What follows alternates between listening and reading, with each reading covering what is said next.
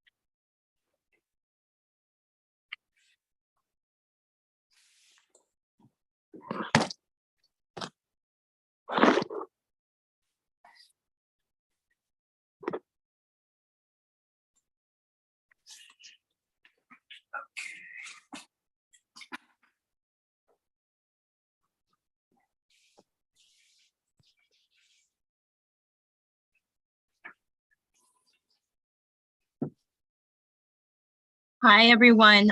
It looks like we're still waiting for some of the elected officials to dial in. Why don't we give it another minute or two and then we'll go ahead and get started. But thank you all for making the time to be on the Housing Committee meeting tonight.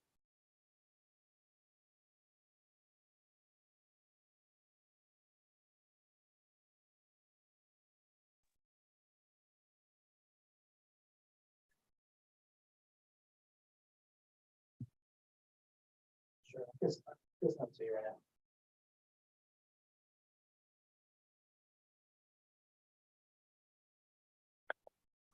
now. Hello, Miss Marcella. How are you?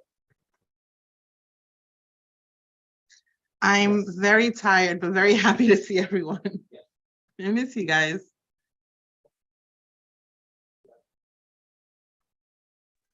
The same here. I don't get to see you at the meetings. Okay, did I lose?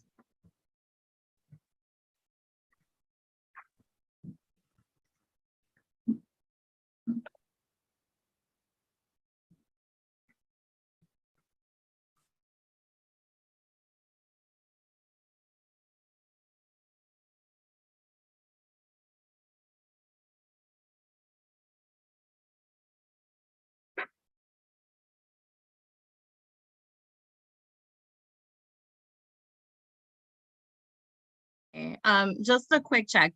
Okay, I see we have. Okay, all right. Hi, everyone. Why don't we go ahead and get started? Jeremy, would you like to take roll call? Sure, happy to.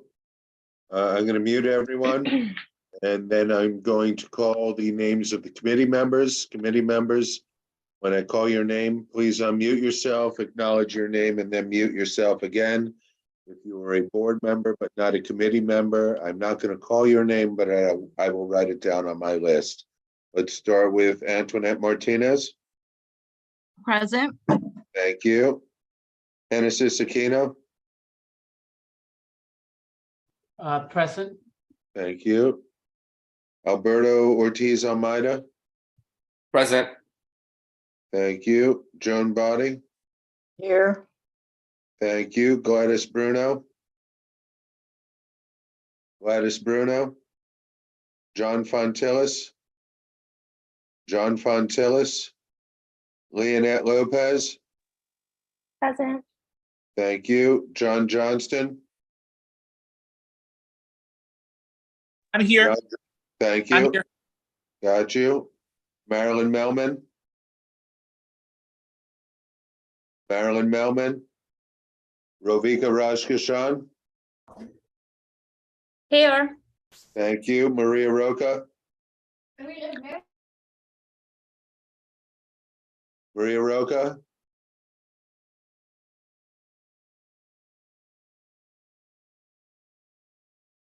I saw you, Maria.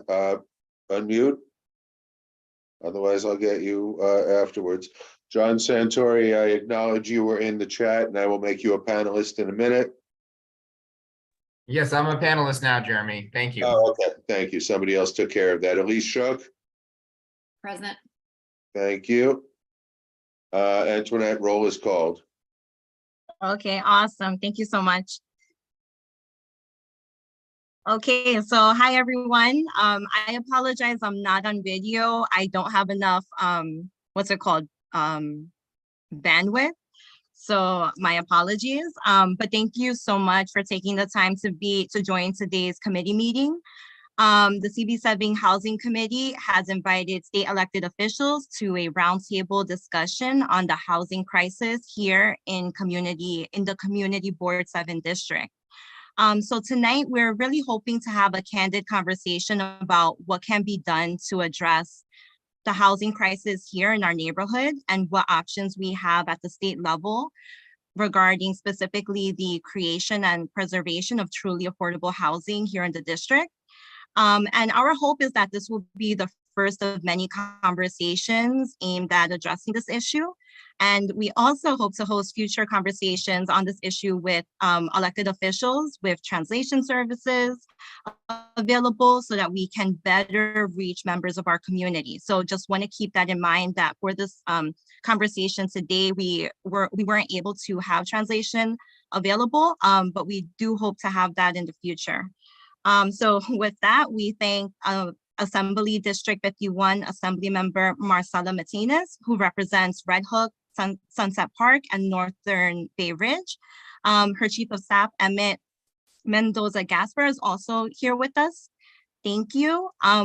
We also have New York State Senator Andrew Gennardis, and his I believe his Chief of Staff is on the line. I'm not entirely sure, but thank you both for being here with us today. Senator Gennardis represents New York's 22nd State Senate District, which includes 14 Brooklyn neighborhoods, including Sunset Park. So thanks again for joining us this evening. We were expecting to have Senator Chu, who represents New York's 17th State District, with us today, but unfortunately there was a scheduling conflict. It so happens that today is also Library Advocacy Day, and Senator Chu is chair of the Library Committee, so wasn't able to join today's call.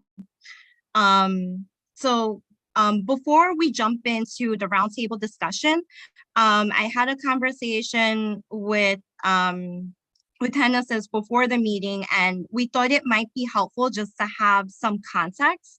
Last month, New York State Governor Kathy Hochul announced her housing compact plan during the State of the State address. So just for a quick summary of that proposed plan, we'd like to show a quick 1-minute video that the Division of Housing and Community Renewal put together outlining the plan. And this is really just to give some quick context to what the governor is proposing at the state level. And I just want to be mindful that we do have state representatives on the line with us today. So this conversation will be steered at what could be done at the state level. So just bear with me one moment. I'm going to go ahead and share my screen so I could quickly show that 1-minute video.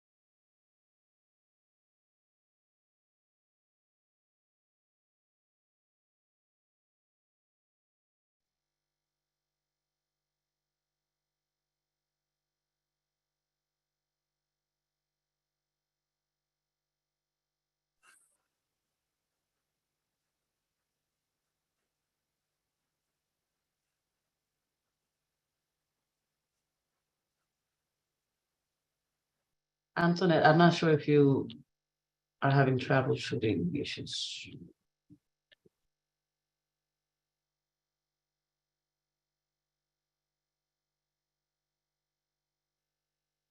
Yeah, sorry about that. Give me one. Can you all see my screen? Just because I'm not sure if you're still seeing the PowerPoint or if you're now seeing the YouTube clip. So I'm not seeing your screen. I'm seeing the view of everybody attending. Okay, Gallery view. got it. There's just a little bit of a lag on my end. Just bear with me one quick moment. I apologize.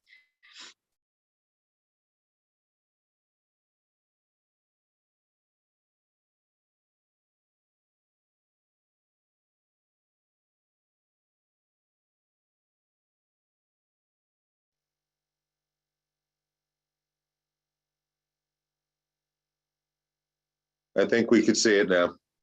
Okay, perfect. Unfortunately, I'm afraid to maximize the screen just because, again, I'm having some broadband issues, but this should be clear enough for now. I'm gonna go ahead and raise the volume. All right.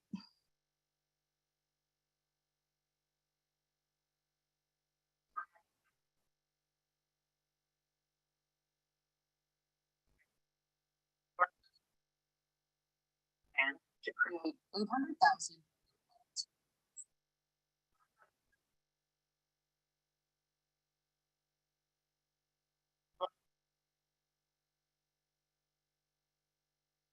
Cities and towns across the state. Transit that helps them get to school, to work, and to downtowns. It cuts rates, eases restrictions, so plans to put a new tax incentive program and encourages you to boost that.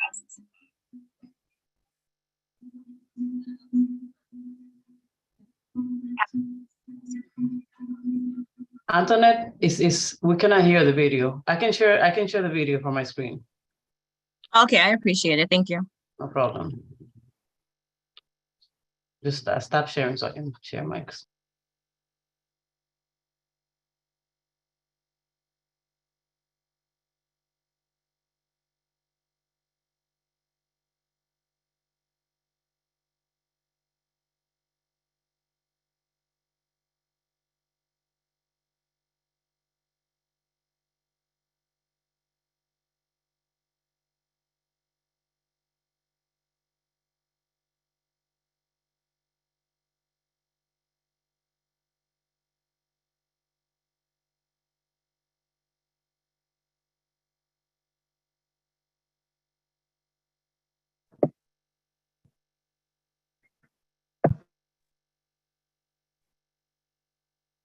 I'm sorry, Hannah says there's no volume on our side. Oh, thank you.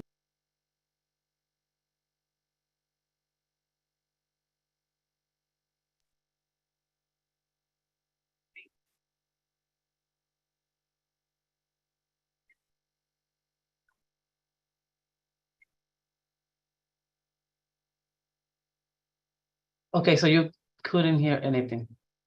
Yeah. Right. Just for a quick time check, what we could do is share the video with the link to the YouTube video. It's really quick. It's just a minute long. We're hoping to show it just to have some context before the conversation. But I'm sure we'll get into it tonight. So sorry about that. Yeah, Anton, I can share a brief summary if you want. Yes, that would be I put helpful. together. Okay, just give me Perfect, one thank you. second. Okay.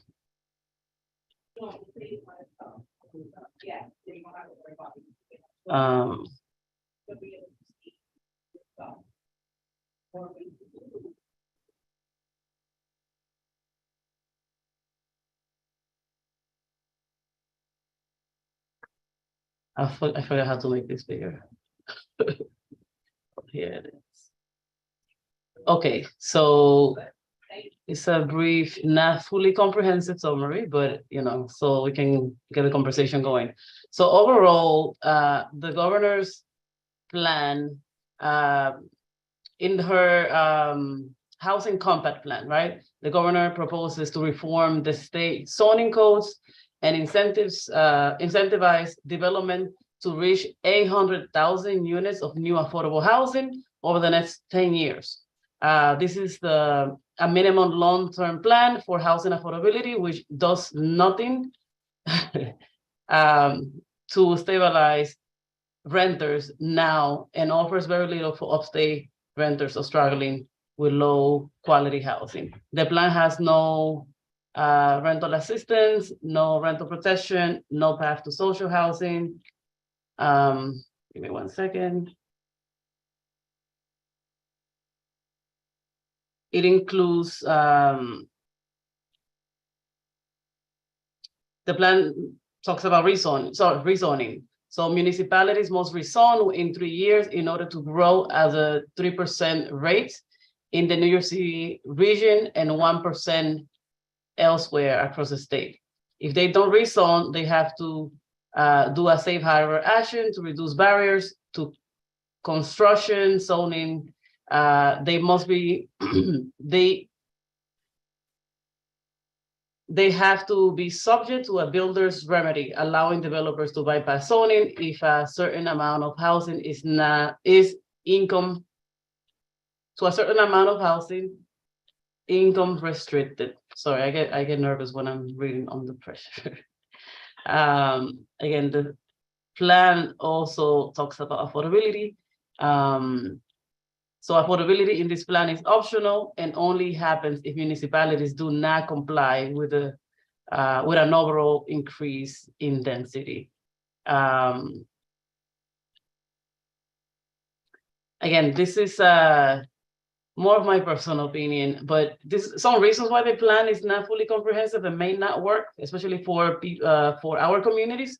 It has no urgency.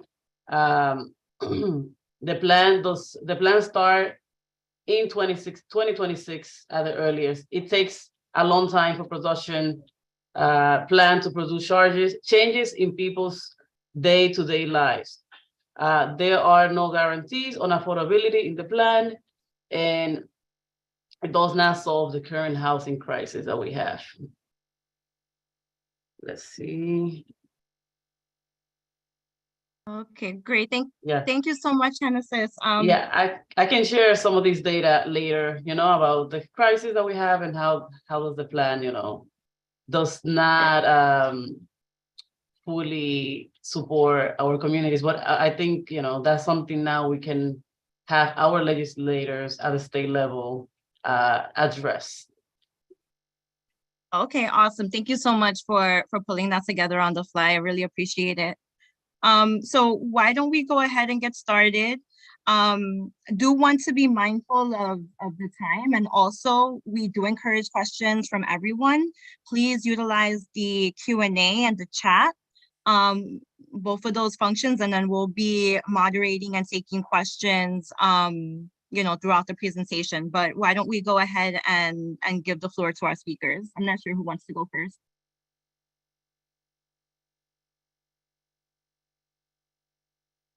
I defer to Marcella to kick us off. I was just deferring to you. I can start. Hi, everyone. I'm Assemblymember Marcela Matenas. Once again, it's really great to see some of your faces. I know some other folks are here too. Yeah, I think Genesis hit it on the head. The governor's plan talks about a long-term solution for affordable housing. I think that we as a community definitely need to come together and have that discussion. But there's an urgency with people needing to be able to stay in their homes now and wanting to get folks out of the shelter system. And I think that there's currently things that we can do that can bring in units into the affordable housing stock, and most importantly, be able to preserve the stock that we have. So I'm looking forward to the conversation.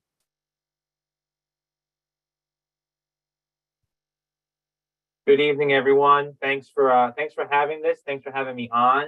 For those of you that I haven't had the chance to meet yet, I'm State Senator Andrew Bernardis, the 26th district from Bay Ridge to Dumbo, the Verrazano Bridge to the Manhattan Bridge, and of course that includes Sunset Park. Obviously, I think we have moved from a question as to whether or not there is a housing crisis to now discussing like how do we actually address the housing crisis. There is a housing crisis that we're facing that is acute to our neighborhoods. There is also a housing crisis that's being felt in every corner of the whole city, as well as the entire state. The governor's proposal, 800,000 units over a decade, is very ambitious but light on details. And it's going to take a lot to actually see that through to fruition. But without the details are really important. The details really matter.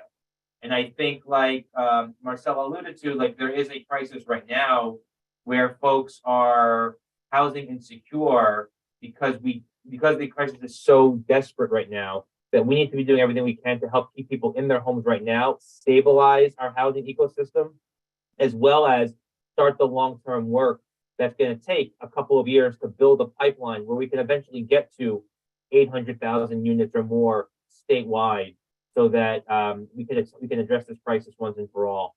There's all this talk about people leaving New York State. Millionaires are leaving New York State because of taxes. That's actually not true. You know who's leaving New York State? Working class families are leaving New York State.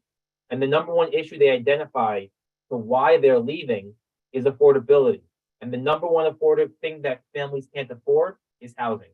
So this is the biggest challenge I think we have to deal with and confront, both on a short-term and long-term goal basis. And I'm really looking forward to tonight's conversation.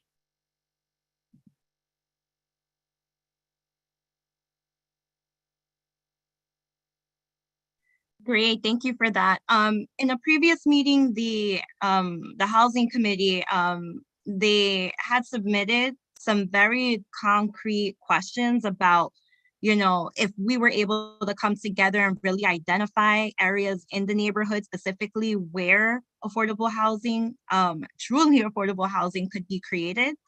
But really wanted to hear from you both about, what it would take, what are the steps that we as a community can take to get there? If you could share your thoughts on that. And then if anyone has any specific questions, please send them through the Q&A, or if you raise your hand, we can unmute you and you can ask your question live.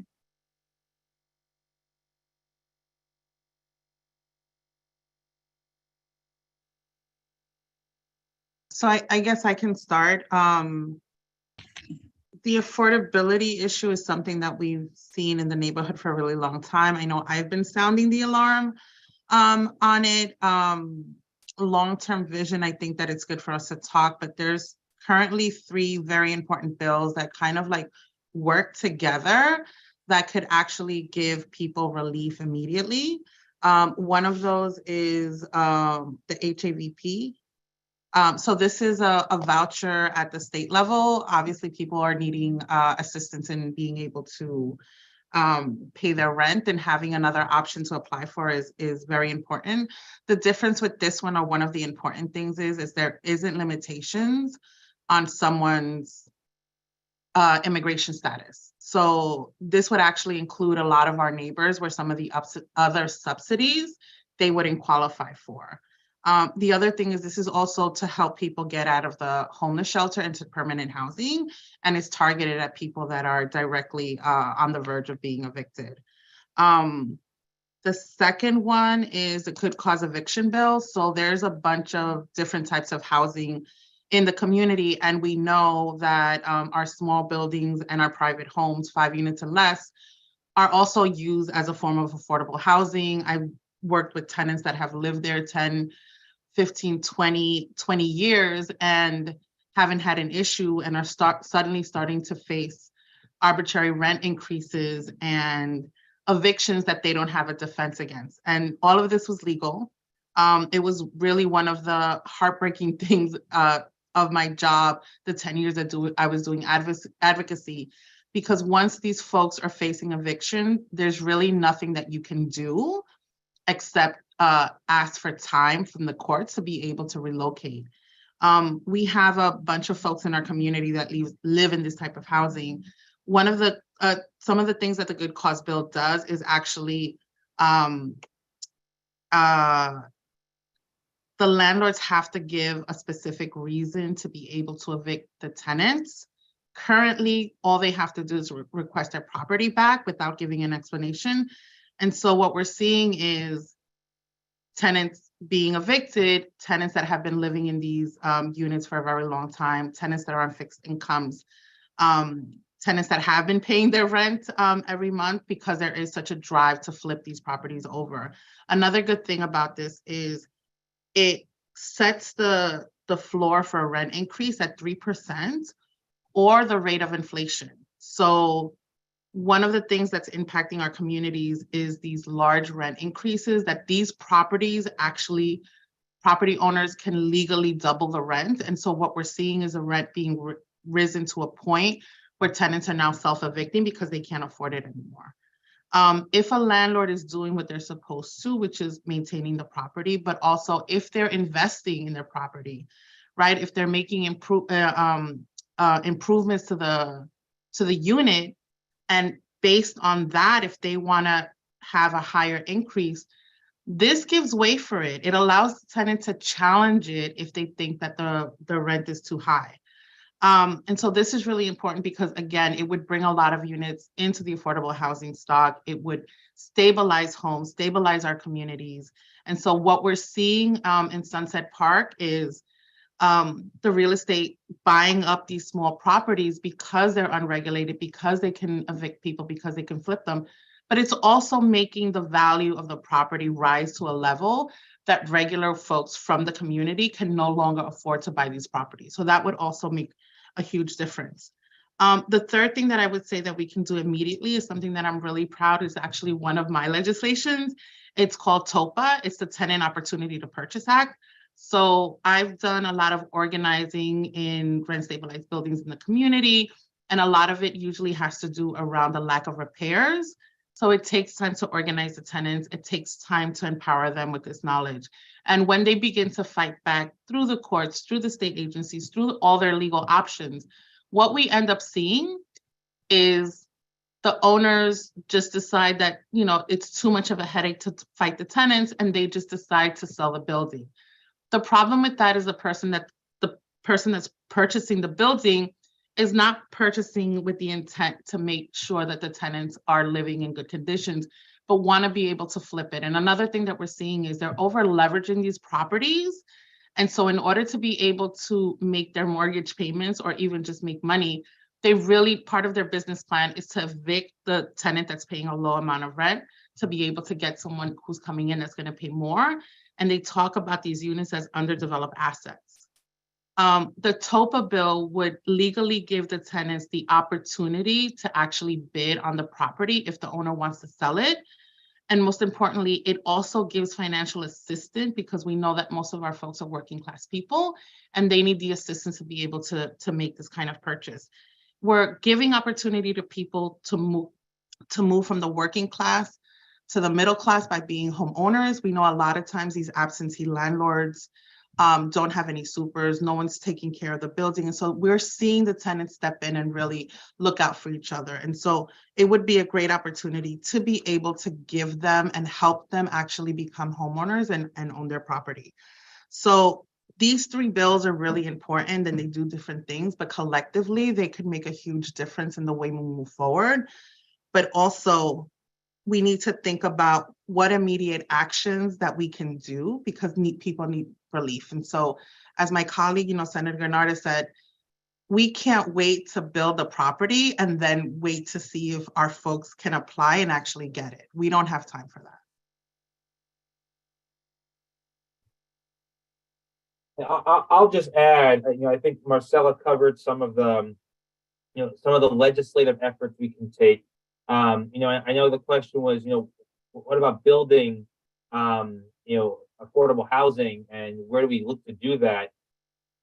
There's a bunch of options on the table. Obviously it takes a little time to build. The city has some programs where they incentivize someone to build a certain number of affordable units. Frankly, I think that those programs, are still favored too much towards market rate and luxury housing. And, we get 20% of affordability. And the question is, it's affordable for whom?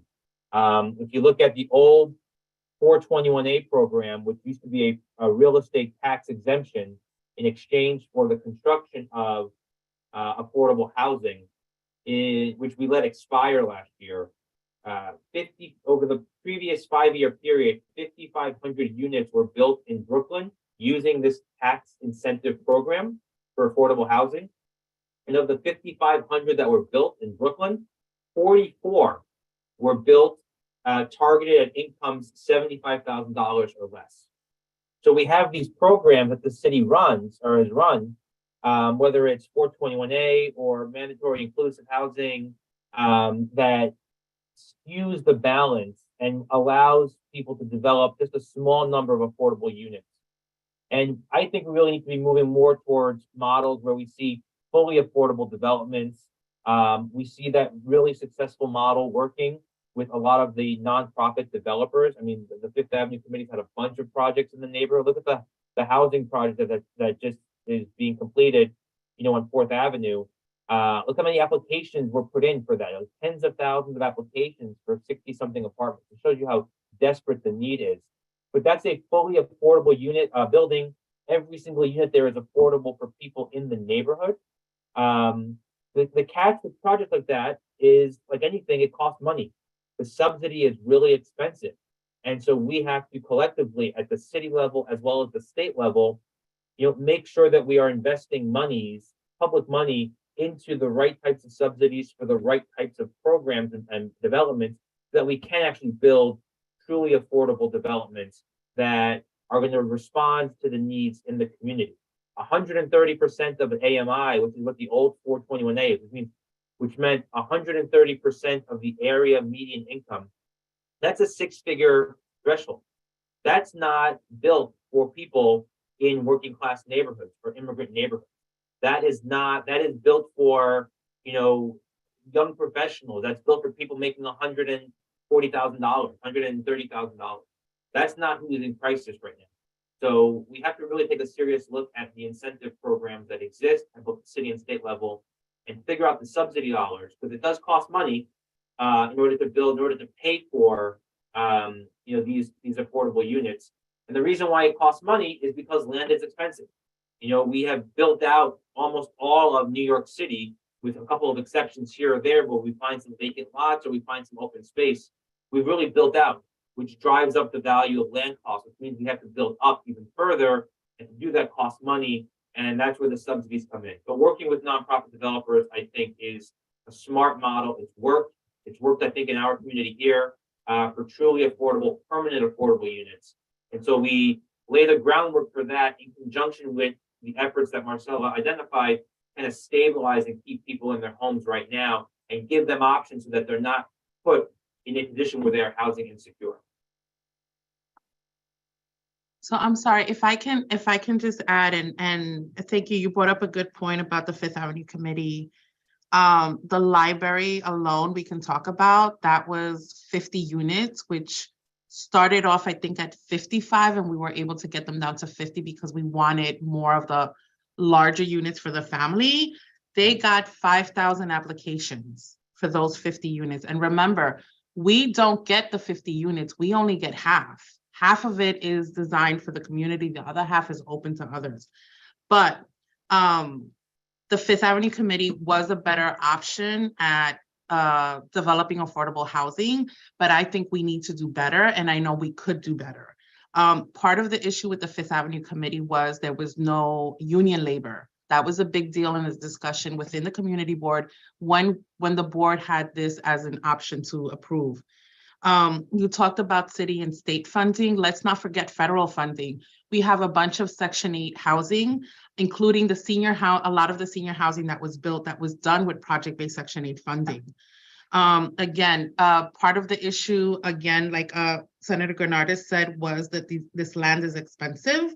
And so I'd like us to start looking at city and state-owned land that it already belongs to us and how we can repurpose it and how we can use it for the greater good, which is affordable housing that we need so much now.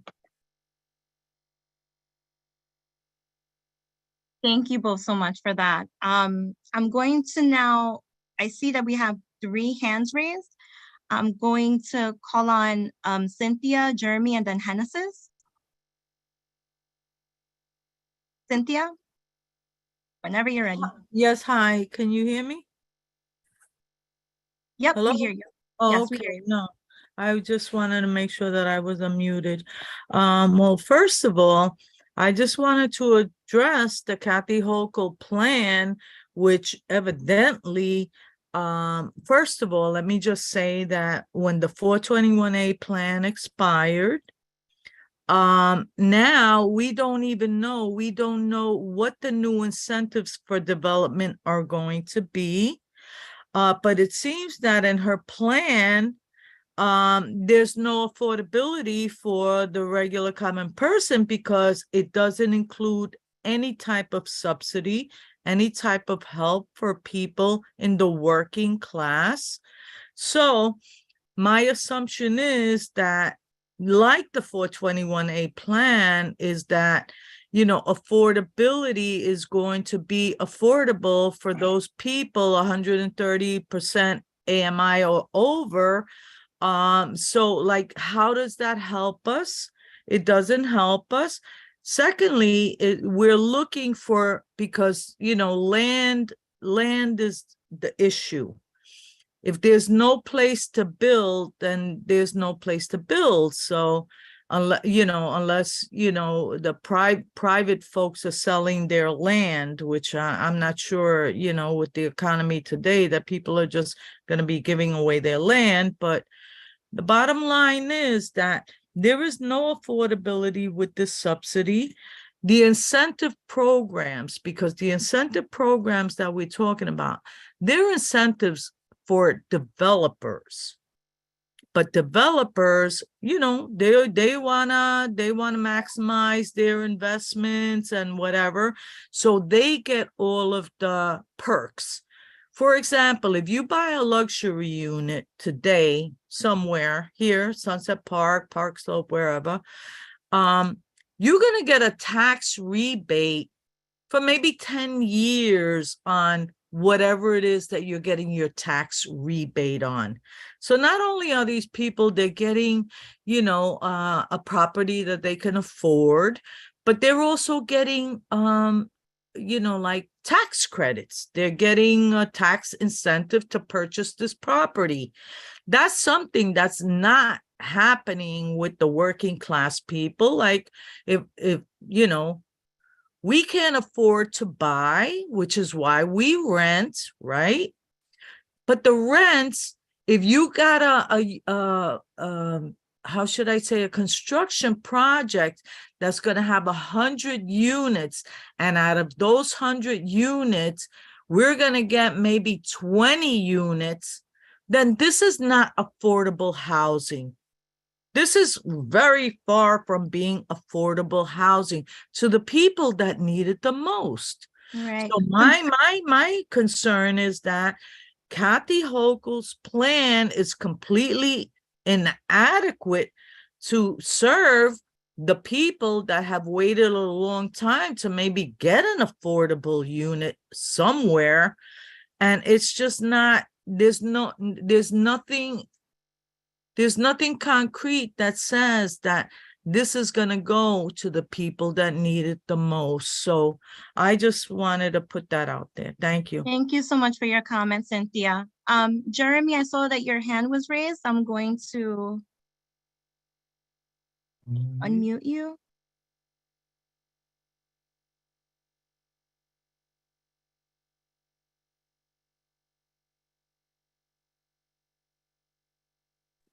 Hi, can you hear me now? Yep, we can hear you. Okay, great. Yeah, I was just actually today at City Hall with actually Alexa Aviles, our city council representative, and she was actually debuting a resolution that she has calling on Kathy Hochul and the state legislature, Senate, and Assembly to fully fund NYCHA. That NYCHA is severely underinvested and disinvested for decades. And so I'm curious to hear from our electeds that are here about how they're going to deal with how we take care of the most deeply affordable housing that we have. How do we expand NYCHA? how do we deal with the fact that we saw that there are 6,000 vacancies in NYCHA that just came out a few weeks ago, when there's a list of over 200,000 people on a wait list for NYCHA. And then also, I would like to hear people address that we've heard numbers of at least 40,000 rent stabilized units vacant, sitting vacant. How do we get those units online? How do we get property managers who are withholding those units? What do we do to get them on board? Are people on board with vacancy taxes? Like San Francisco has a vacancy tax if you leave a property vacant for several months, especially a rent stabilized unit.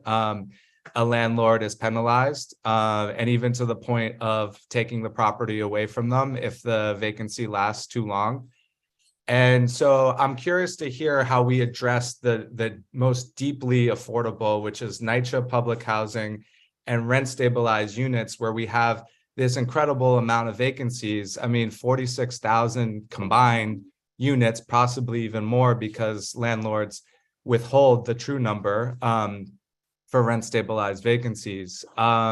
So I like to hear that addressed, because a lot of times we get this issue pushed aside as a federal issue, especially on NYCHA. And I think the time has come, as our council member Alexa Avila said, for the state, for Kathy Hochul to address that. And I feel like that needs to become a part of the housing plan, because right now, like Cynthia had just said, that's not really, Kathy Hochul's plan is not really addressing a real affordability. And so I'm curious to hear from our electeds about those two issues, the rent stabilized vacant apartments, and also fully funding NYCHA and dealing with the vacancies in NYCHA. Thank you, Jeremy. Does anyone want to respond to that? Please feel free. Just keep in mind for folks on the line, thank you, Jeremy, for pointing this out. In CB7, currently there is no NYCHA building. So just keep that in mind. So that point would be broader, but not specific to this district right now.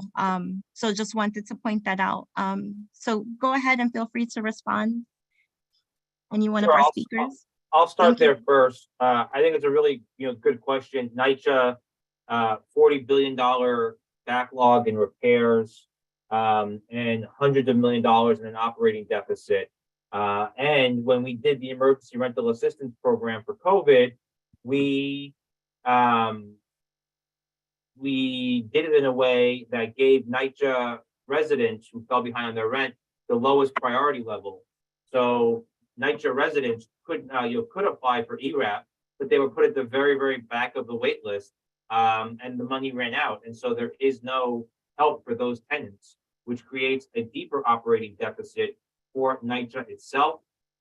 We have tried, I know in both chambers, we've tried the last couple of years to unwind that policy without great success so far, but we're hoping that this year we can do it again, because that doesn't make any sense. And I think Cynthia was right. We're kind of limited in the building of new NYCHA properties. A lot of that was from federal funds. There are now restrictions on how that can be used and the creation of new housing there. But I also know that there are a lot of other ideas that have been floated, and people doing a lot of work around creating a new version of public housing that's different than what was built, 70, 80 years ago, that I think are worth thinking about and looking at and talking about. So certainly it's a budget priority for me, is to try to funnel as much money we can into these buildings so that our neighbors are not living in conditions that are absolutely abysmal, or that they can't get heat or water or anything like that. You mentioned the apartments that are not being used or being warehoused. I've seen a lot of different numbers. We actually had our housing staff here in the Senate try to do some analysis on that. We could not corroborate the 40,000 apartment number. First we saw 80,000, we saw 60,000, so 40,000. So I think the number of units out there that are not currently being rented is an open question, but I think the response is still the same. We have to figure out why these units are not being rented out again. Some of them need a lot of work. Well, let's figure out a plan to get them, so that we can have, functioning pipes and electricity in these apartments that are, have not been upgraded in 30, 40, 50 years. A lot of them are not going to be in that condition. So let's figure out what's going on there and figure out what leverage tools we have to open those apartments again so that they're not being warehoused and not being taken off the market, further escalating the affordability crisis here. So I think it's a multi-pronged approach. I don't think there's going to be one necessary solution on that. I think there's a bunch of different reasons why that's happening. And that's the work that we're doing up here and that our housing staff have been really trying to dig deep into. And certainly something I'm very interested in trying to figure out what exactly is happening and why and how we can fix that.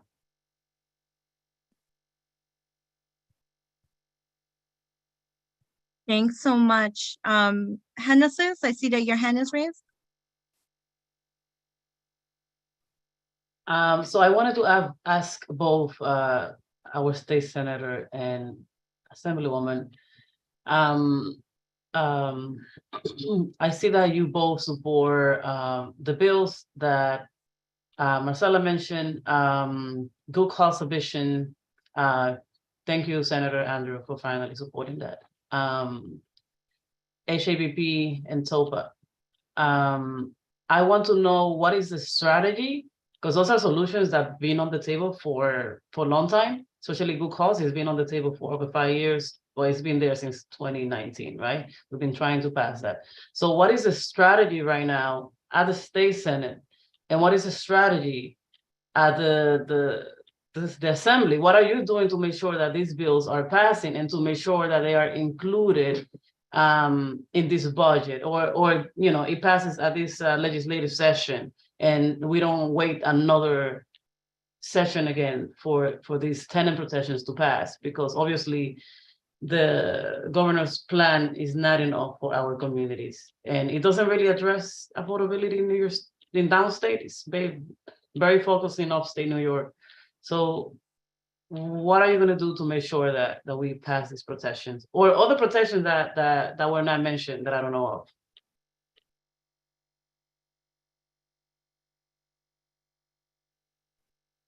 Marcella, since one of the bills is yours, you want to take a first crack at that?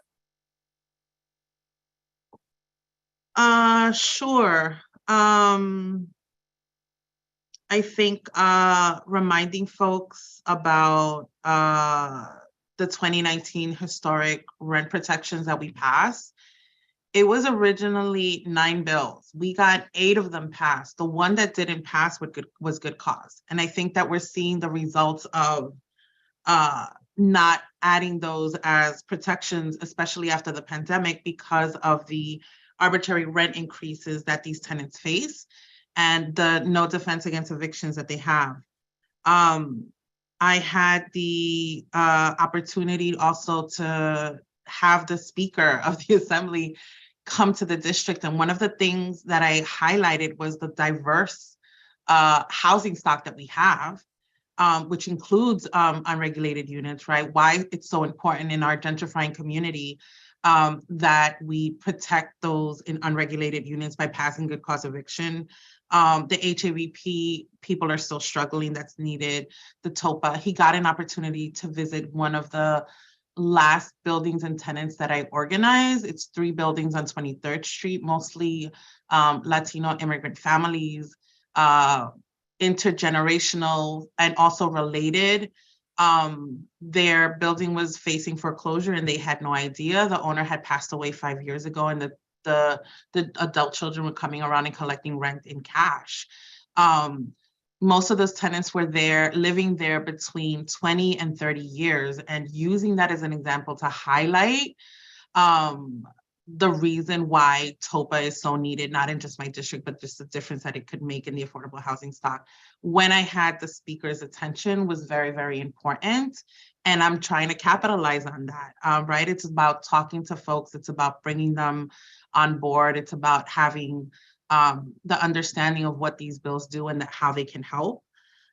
It's been long and tough. But those are the conversations that we need to have. We need to meet people. We need to understand where they are and be able to bring them over. We're talking about, conversations in conference where we're bringing this up, and really having a deeper conversation about the fact that we need to give people immediate relief now. And I think the fact that the Assembly, the Senate, and even the governor is talking about the need to do something on housing, I think it's important. I think we've also made it very clear that the 421A, which we're concerned about because she's pushing it, because the governor's idea of the solution is building, we have to be careful about how that's going to be used possibly against us to be able to pass our legislation.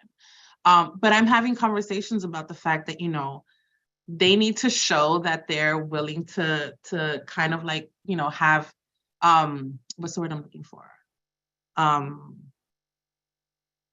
That we're negotiating in good faith, right? Because that's what it's going to come down to.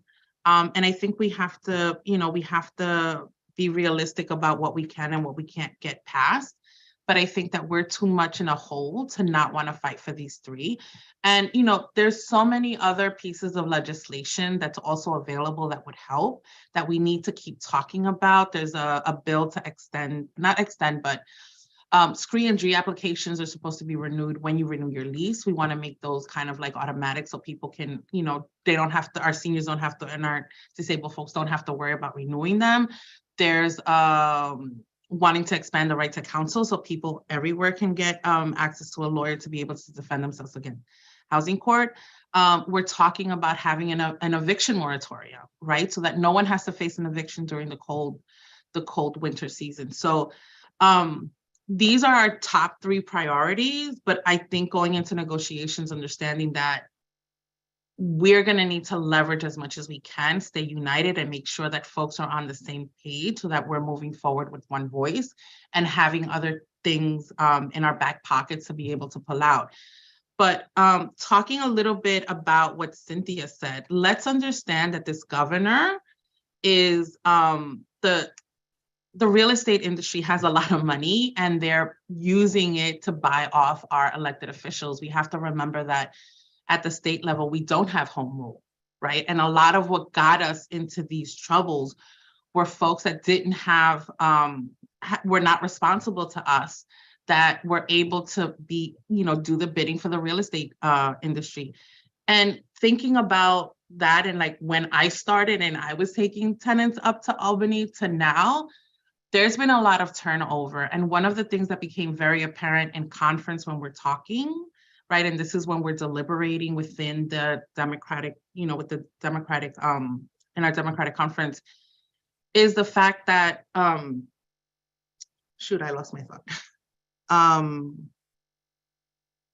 There's a lot more elected officials that are also tenants that are speaking up and are resonating with what's happening in our community. So I am pleasantly surprised that I feel like we're in a good place moving forward with these three bills, but that in no means, means that this is definite. There's still a lot more work to be done. There's still a lot of time before the budget happens. And politics is politics. We don't know, what's going to happen tomorrow and how that can impact what we're doing now. Thank you, Marcella. I see John Sansori.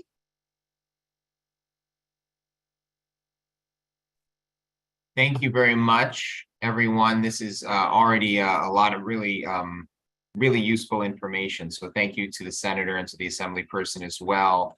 One of my questions, I think my central question in listening to this is when I think of, by the way, I should just say quickly, I'm a renter in Sunset Park. I've lived in 3 apartments in Sunset Park. I've rented in all 3. I've had roommates in all 3.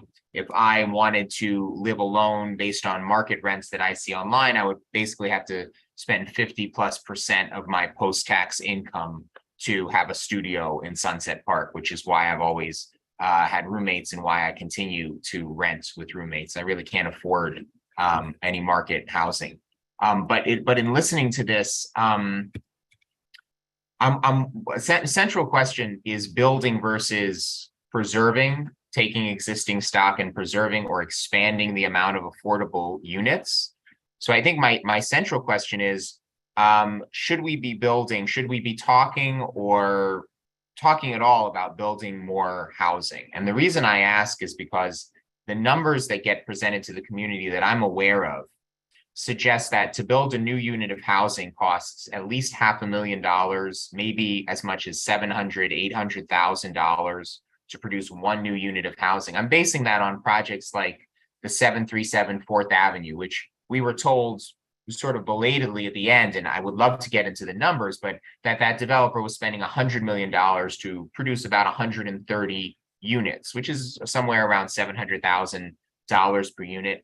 Fifth Avenue Committee told us during some of those conversations, the assembly person was on those conversations, the chairs were on those conversations, that is approximately the same math that they were working on in terms of the total budget needed to produce the library project. So, that's my first question is it more affordable to just try to preserve housing and more affordable to try to bring in new housing stock into the affordability bucket rather than trying to build? And one number that I see on your fact sheet, assembly person, is that TOPA would cost $250 million over 4 years or per year. Is that 250 for 1 year?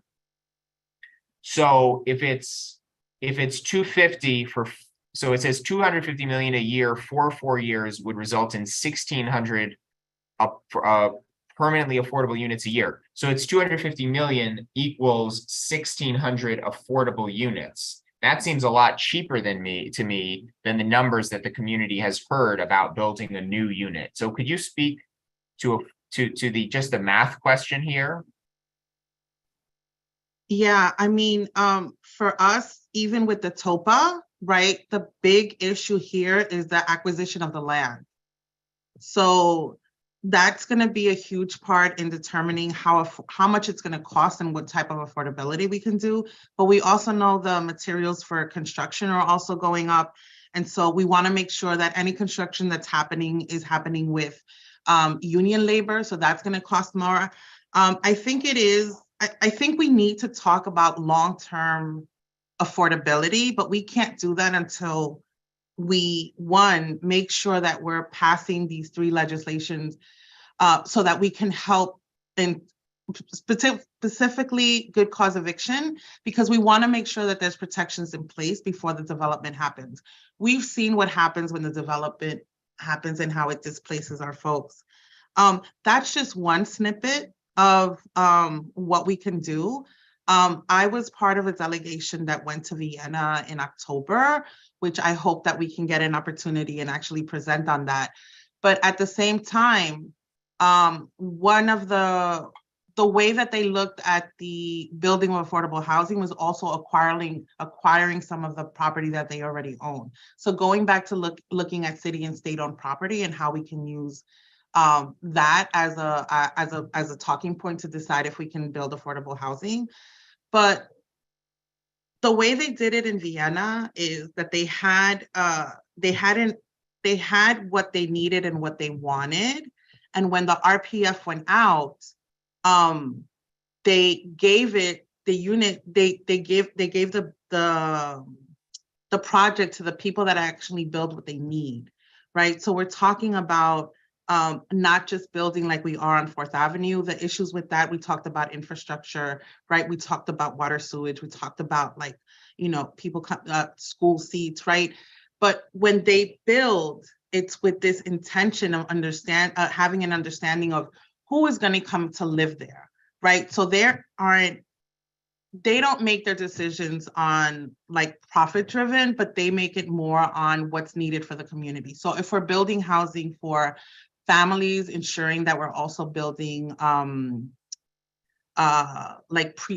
school seats, right? Like we have a preschool, that we have like daycare centers, that the supermarket is within walking distance, that there is plenty of like a green space, right? And so I think there are ways of building affordable housing, and we talked about the fact that we can make it, our nonprofit developers are better at building for profit, but we need to push that as well. So we can use project-based Section 8 to build senior housing, and that's what we've seen in the neighborhood, right? It's affordable to people that are making 20 and 30,000 a year. It's affordable in perpetuity. And so there are things that we can do. We just have to kind of figure out what works. But again, this is a long-term conversation, and we need to also figure out what we can implement immediately as well. Thank you so much. Johnson, sorry, has a follow-up question? Has Yes. a quick follow-up question? Yeah, is there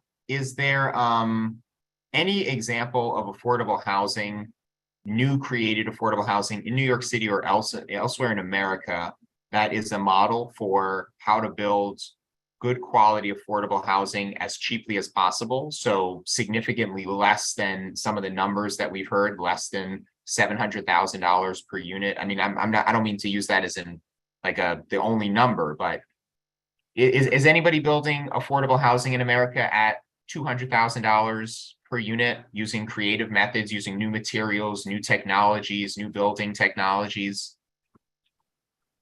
And I don't know, to be honest with you, but I'll tell you this, one of the reasons, it's so expensive to build here is, a couple of things. Number one, like I said earlier, land is just much more expensive to build here than it is to build in Houston, right? Than it is to build in Florida, than it is to build in Indianapolis or Charlotte, right? Where you have a lot more vacant spaces that are available for development. Secondly, it's very costly to have parking minimums whenever we're building projects.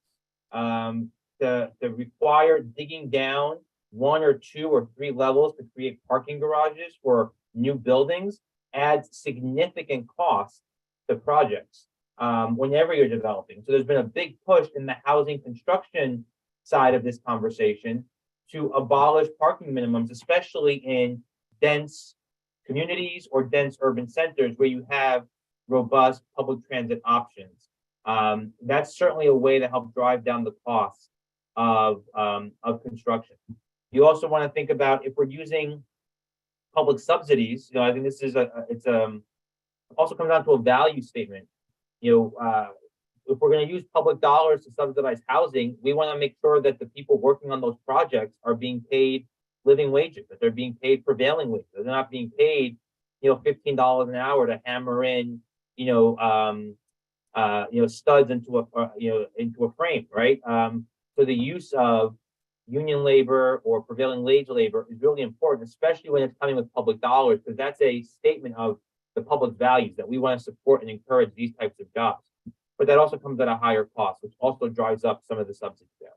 And that's, I think, a policy statement that we have made collectively as legislative bodies and as a city and as a state, that we support spending our dollars in that way, because we know that it helps people get good paying jobs while also providing them. So there's a bunch of things. I just rattled off a couple, just, top of my head. There are a couple of things that you could look at or do or think differently about in order to drive down that unit cost. But at the end of the day, it's a math formula, right? You have to take the cost of the land, the cost of construction, the cost of labor, and the cost of what you're gonna rent the apartment out at. And if you want to keep it affordable for certain income levels, or if you want to make it permanently affordable as well, you have to build the cost of that into the construction cost, and that is expensive. Or the alternative is to have mixed income housing, where you have some market rate or way above market rate housing subsidize the cost of the more affordable units, which is a bit of a catch-22 too, right? So there's all these policy trade-offs that I think come with understanding how you can drive down costs on these projects, which are very expensive. No one's doubting it.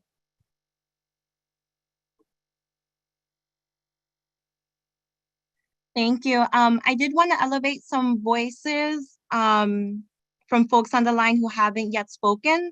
Michelle De La Hoz, did you have a comment? Yeah, hi, everybody. I'm sorry to be joining late, jumping from meetings to meetings tonight.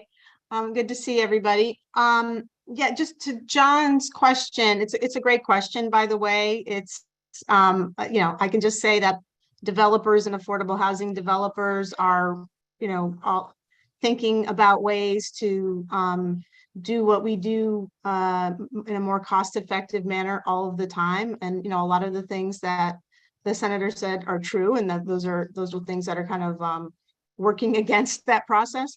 But I would say that one thing that is happening is modular housing construction. There obviously some of that's being built in Brooklyn, some of it's being built in Pennsylvania. FAC is involved in a RFP response for a city-sponsored RFP for a project in another community board where, we partnered with an MWBE that specializes in modular construction.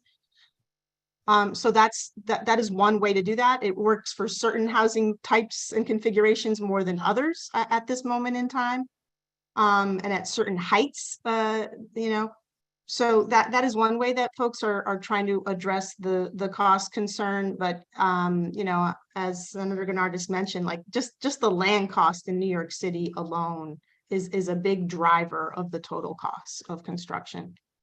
And I saw Maria Roca mention insurance. I'll just say that insurance costs during construction and post-construction have nearly doubled in the last few years in New York City.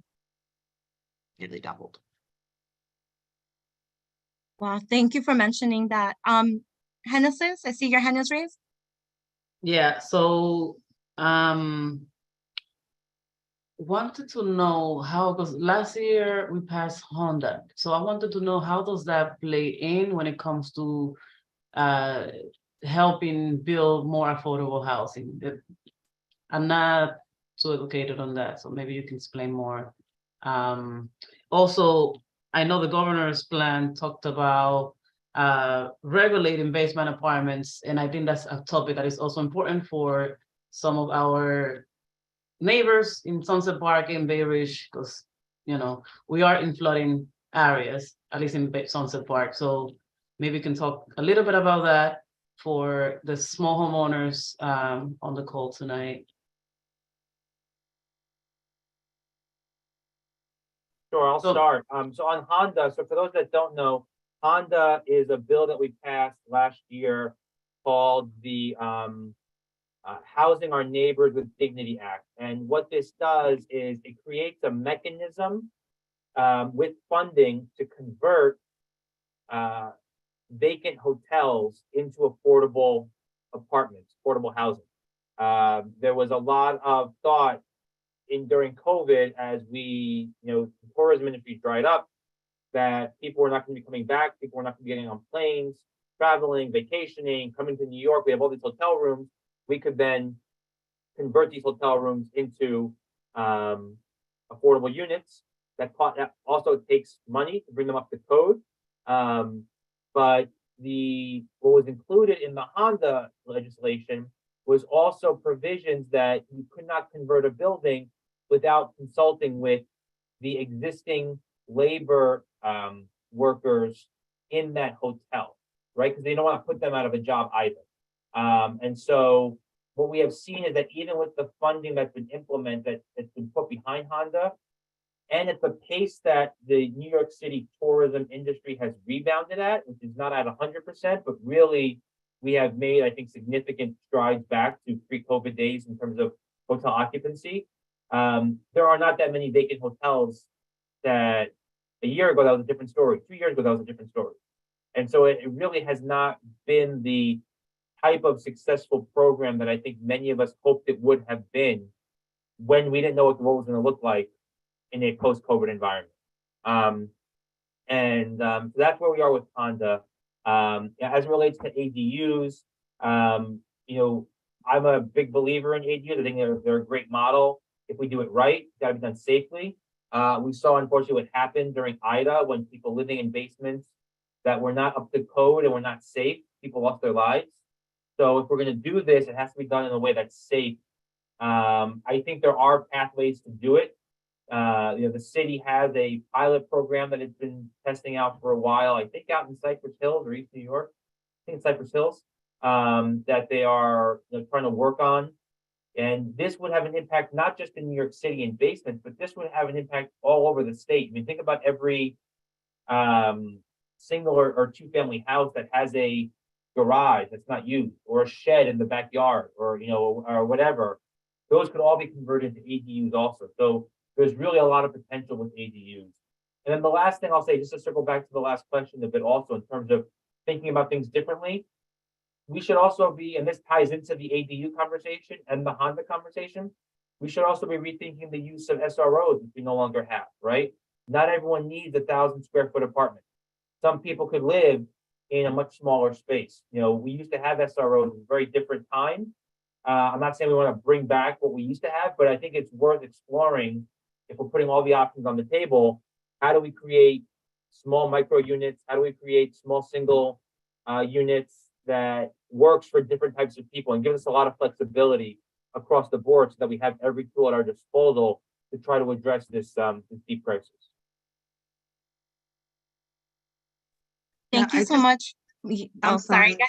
That's okay. I just want to add that I feel like Honda was a really good idea during the pandemic, but I feel like we missed the boat on that. There's also issues about like converting office buildings into housing. And one of the things I hadn't thought about, but there was an article that came out recently was, you know, some of these office buildings have tenants on floors that have leases that they'd have to buy them out from. And just wanted to add that the governor seems in support of the ADUs as well.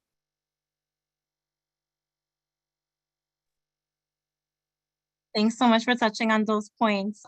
Cynthia? Yes, I wanted to ask the question to Ms. Matenas and also Mr. Gurnardis. You know, when is the new incentive plan, the development incentive plan coming out that Kathy Hochul says that is coming? I mean, if the 421A is gone and she is made you know, she's gonna replace it with something, I don't know what. When is that plan gonna be revealed to us? So that's a great question that I don't know if anyone has the real answer to. I think what we're seeing right now is the governor intentionally left out the details of her proposal to kind of force the legislature into a conversation about what this plan should look like, assuming that there's support for a version of this plan in the legislature. Because last year she put out a plan and the legislature was not into it. A lot of folks were not into it. It was not, I think, a great plan, and it got eviscerated and then it was thrown out. And so I think she learned a lesson from that, in that she didn't want to put too many details out too early to kind of force us to the table in a negotiation to kind of discuss details about somehow incentivizing the construction of new affordable housing. That's why I think we are where we are. The other thing I'll say is, you know, not many folks realize this. The state budget process is where I would say more than 50%, 60% of the work we do in Albany gets done. The budget is the biggest thing we do up here every single year. And under the way the state constitution is written, the governor controls like 85%. I'm throwing a lot of percents out of you guys, sorry. 85% of the bargaining power and the leverage when it comes to negotiating the budget. It's not like we learned about in civics class where, you know, in Congress has the power of the purse. So Congress passes the budget, the president signs. In New York, it's actually the opposite. The governor proposes the budget, the legislature haggles over the details, but ultimately it's the governor's document that is what gets voted on. And so what we do now for the next couple of weeks, as we wait for the budget to be finalized, we negotiate with her to try to get as many of our priorities into her documents. But literally, we can't vote on the budget until she sends it back down to us. Otherwise, there's no budget. Like, we can't do our own budget. And that works in the governor's favor. And we saw this a lot with Governor Cuomo, who was a master at leverage and maximizing leverage points. That a governor who wants to be very difficult to negotiate with can really drive a hard bargain at the budget negotiating table and try to force conversations that maybe not everyone wants to have, or try to force her way and her preferences into the budget. And if we don't pass the budget by April 1st, the government gets shut down. And the only way to reopen it is when the governor sends us a new budget document to reopen it. So we're kind of over a barrel at the end of the day when it comes to negotiating the budget. We push, we advocate, we fight, we organize, we try to change the topic, change the frame of the conversation to get what we want in there. But she holds most of the cards here. And so I just want people to understand the context by which we are trying to negotiate on behalf of our communities. It's not an equal bargaining power. It's not a matter of two equals sitting across the table from each other when it comes to how some of these things get negotiated out. Understood. But Assembly Member Marcela Martinez mentioned earlier, excuse me, that it seems that Governor Hochul is like beset by so many real estate, lobbyists. I'm gonna use that word for lack of a better word. She's been lobbied by the real estate industry, and she doesn't have a plan of how, whatever the incentive is going to be for the development of the 800,000 units that she's going to do over the next 10 years, because she doesn't have an incentive for them yet.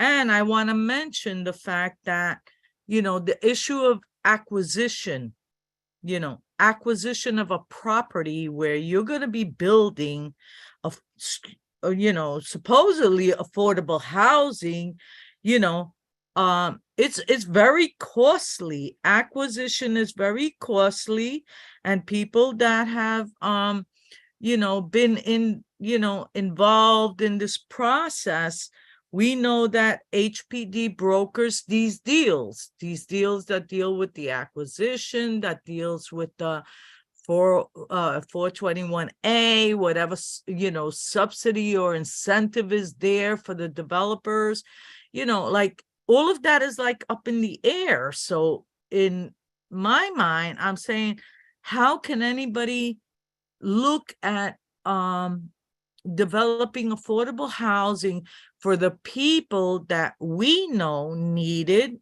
Number one, the senior citizens. B, people that are making $20,000, $30,000 a year. I mean, these are the people that supposedly need the affordable housing. And there's just like no answers, because if the legislature, starting with our governor, doesn't know what the plan is, then how are we as a constituency supposed to respond, positively or negatively to whatever they're thinking or proposing? So I think that that's the essential question here, is that we know who needs the housing the most. We know that people prefer to stay in their own communities, because the other part is like, hey, yeah, you can build, whatever with whatever resources you have, like in Westchester County. I don't see anybody from Sunset Park moving there. I mean, not if you're elderly, not if you're disabled, not if you're one of the most vulnerable people that you need your family around you, that you need the support. I don't see how it's serving us. This is the statement that I wanted to make. Thank you, Cynthia. I did want to add on to that. In the beginning of the presentation, Assemblymember Martinez, you had mentioned that you were interested in looking further in how to repurpose state and city land. I was wondering if you could expand on that, and if there are any takeaways that we can take, through this housing committee and exploring that further? Yeah, so this is just getting back to the issue of land acquisition. And so we know that there's government-owned land, and that's what we need to look at, city, state, and federal level, to see how it's being utilized and if it could be repurposed for something else.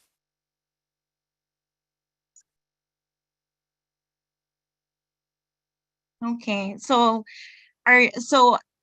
as a takeaway, just because there's just I mean, this conversation has been amazing, and I'm just trying to harness some takeaways that we can, move forward with in committee. It sounds like maybe as a committee, what we can do is work to identify. And I know John Santore has really done a great job of looking at vacant lots, but maybe what we can also do is just take another dive and see which lots in the neighborhood are city and state owned, and then work with your office further to see, what opportunities we have there for affordable housing. Does that sound like something that can be feasible? Yeah, I mean, I think we need to look at each and every opportunity that we have. And I just want to mention that Maria is also mentioning something that we're hearing people talk a lot about, and it's the land trusts, right? And how we can also acquire property in that way as well.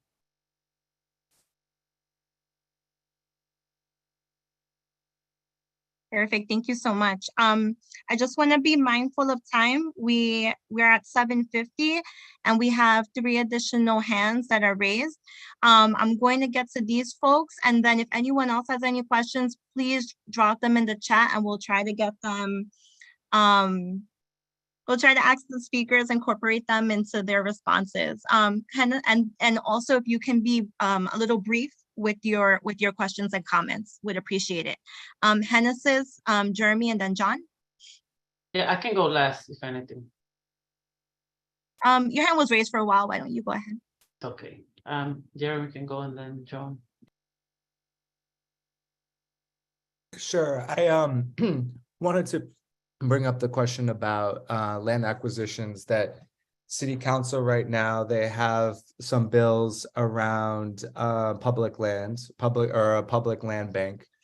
And I look around Sunset Park and I see a lot of buildings right now that are up for sale that are actually possibly have rent stabilized units, and seeing prices like buildings with about 8 to 10 apartments for 1.8 million dollars. So we're talking about, you would be buying units at about under $200,000. I don't see a bill yet on the state legislature around public land, a land bank, and building up and putting funding towards that. I know that there's a sort of ambiguous social housing bill that hasn't been written yet. But I'm curious if you would propose that, because I think in a lot of ways that will help with land acquisition and buying up properties. So I'm curious to get both of your perspectives.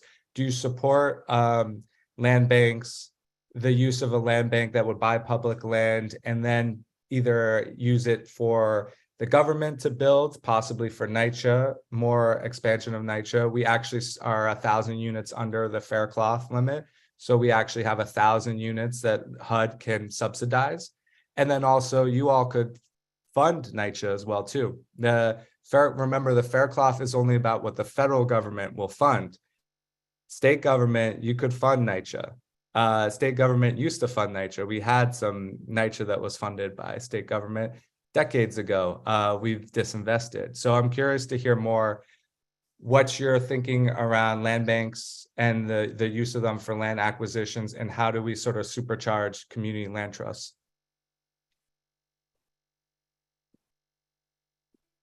So land banks are already authorized under state law, but local governments have to opt into them.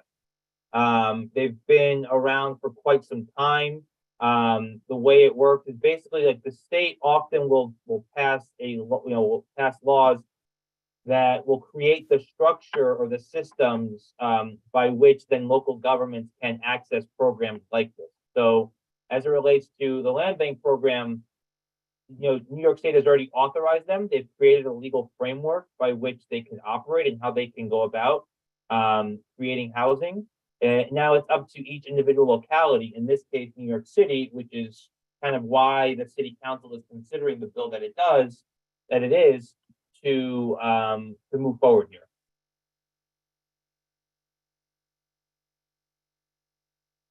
Yeah, and just to talk about NYCHA, I think all three levels of government really need to put funding in. I know that that's something that we're constantly working on at the Assembly. We've actually created a small NYCHA delegation with one member from each borough. We don't have Staten Island yet, but wanting to kind of like make sure that we're continuing to talk about that, continuing the need to fund them. Some of the pushback that we've gotten at the state level, particularly, is that they don't see this as a state issue. This is a federal issue. This is a city issue. And so we're pushing back on that. There's been money that's been allocated for capital funding. And so just wanting to, that money hasn't been used and hasn't been drawn down. So we're also trying to focus on ensuring that there's funding for operating costs, so that we can get, the folks that need to make, these projects available, to get the workers, to get the repair list, and like actually start making these repairs that we so need. But it's a constant and ongoing fight. Again, I had the opportunity to have the speaker here, and we made it a point to start our conversation about community needs in Red Hook because of the need for financial assistance for NYCHA. Thanks. John, half a second, then Michelle, half a second. I mean, half a minute. We are 3 minutes from our ending time. I wanted to just clarify, does the senator and the assembly person first, do they support, yes, talking about new building down the line, but right now the priority is keep people in their homes and find a way to get more units that make more units affordable. So build is less of a priority than other techniques, or should we be doing all of the above? And just very quickly, is there, I put it in the chat, there are a lot of vacant units in the neighborhood. If the state could have $1 billion for TOPA, couldn't we either buy these units or use some other legal mechanism, either blighted land district or eminent domain, to get control of long-term vacant land and abandoned buildings, vacant properties, etc.? So it's interesting that you bring up the topic about eminent domain. I think this is a public need that we could certainly use it for. I know I've talked about it in the past. And definitely we can't do one, preserve and give immediate relief without also talking about what the long-term issue is. But just in that conversation that we need to, yes, do all of those, just understanding that we also, before we actually build, we also need to instill tenant protection so that there is an additional displacement as we continue to build. But yes, we need to do all of them. Yeah, I mean, the number of units we need to build, we have lost, New York City and New York State have lost about 15 or 20 years. We are behind in terms of our housing construction numbers where we need to be. So we need to aggressively build and build in a lot of places all across the state. And we need to preserve and stabilize the units we have that are affordable, so we're not exacerbating the affordability crisis. And then we got to figure out how we're going to bring either old units or warehouse units or smaller units or all the other kind of pieces online as well. I think there's a bunch of prongs that have to all work together. You can't just do one, because the depth of the crisis, we were talking about an affordability crisis of 100,000 units. You wouldn't need such expansive or ambitious plans. We're talking, 500,000 in New York City alone, 800,000 statewide. You can't do that without building and building in places, by the way, all across the state, including in New York, where people might not want to build, right? That means going into neighborhoods that are zoned for one-family houses and say, look, you need to build up a little bit. It means going into communities that are very, very wealthy and saying, like, you're not just going to have your townhouse. We're going to build more dense housing here, and across the board. So that's one of, I think, the good features of the governor's plan, by the way. Every single community has to increase their housing supply by 3%. And that in New York City, that means every community board has to increase their housing supply by 3%. So that kind of forces people to think about where and how can they build as much as possible. Thank you, Michelle. So two quick things. So one is I put it in the chat, but I just went on, get the word out. If you haven't already, if you know someone 62 years or older, to please apply through the New York City Housing Lottery, Housing Connect. I put the information in the chat. People can earn $0. You hear that? $0 to apply for this 100% affordable senior housing project on 63rd and 4th Avenue. Be great if you get the word out. The deadline to apply is March 17th. And then I'll just say, this kind of like flows with the conversation. Obviously Sunset Park is, at one of the terminuses for the proposed interborough expressway. And, public transit, expanding public transit's a great idea. But whenever there's that kind of government investment, it drives up land prices. You guys might have talked about this earlier in the conversation, especially before the governor makes any announcements about where any of the stops are going to be and people will be able to get on that in the future. We really need to make sure that equity and anti-displacement and using any of the upland portion that might be available for community needs for affordable housing are part of the MTA's proposal for that interborough express all along the entire thing. Not, but especially obviously in Sunset Park. Thanks. Thank you. So I want to thank our state legislators for joining, our Assemblywoman Marcela and our State Senator Andrew Gunardis. Just for closing remarks, we would like, because we asked you a lot of questions, but we would like to know, what do you need from the community to support you in passing and making sure that, that you are being champions for affordable housing. Apparently that's what we care the most, right? CB7 cares very much about affordable housing, building a path for social housing, and also protecting our current public land, right? NYCHA. So what can we do to support you in that? Just, 1 minute closing remark, and then we will conclude this meeting, end the meeting.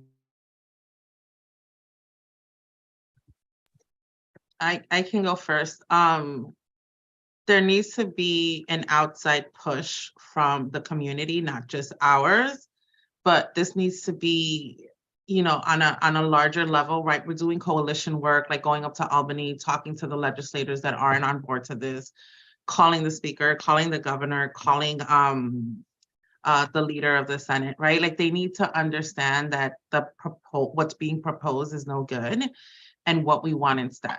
We're pushing on the inside. We're having those conversations. I'm organizing in the assembly around conferences, making sure that we're getting our point across. But we do really need that outside public pressure because we're going up against real estate dollars, and we can't match them dollar for dollar. But what we have is the people power. This governor seems to forget that she had a very close race. And I think that it's important that voters remind her that she was voted in and that she needs to be beholden to the people of the state of New York, particularly tenants that have been, this didn't happen overnight. This is like years in the making. And so we need to do something immediate and we need to do something now.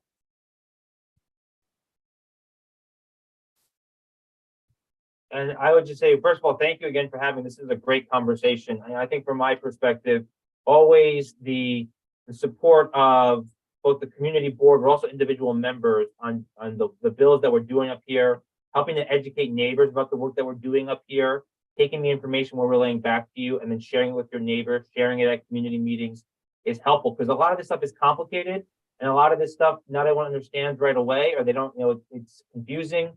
So the more that we can help explain to people what it is we're trying to do and how we're trying to solve these problems and how you can help us do that is absolutely great.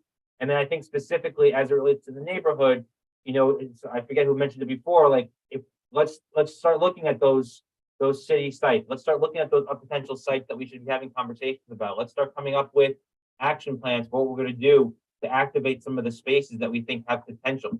Some of them might not work out, but that we have to go through those analyses and we have to start doing that. And so, certainly we'll look forward to working with you all on that moving forward.